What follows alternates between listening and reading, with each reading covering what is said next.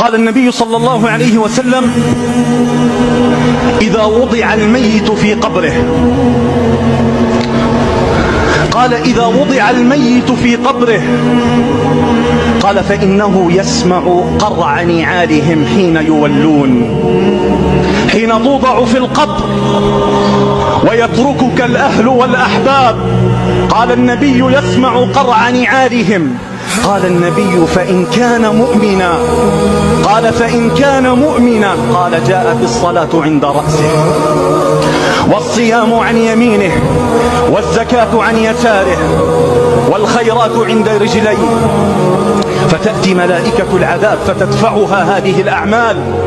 قال النبي: فتمثل له الشمس أنها قد غربت، فتمثل له الشمس عند الغروب، فيقول للملائكة وهو في القبر: دعوني أصلي. تعلق قلبه بالصلاة وهو في قبره، فيقولون لك ذلك، فيسألونه فيجيب، فيثبته الله، فيفتح له باب إلى الجنة ويقال: هذا مقعدك في الجنة. ثم يفسح له في قبره وينور له في قبره. ماذا تنتظر؟ ماذا تنتظر يا تارك الصلاة؟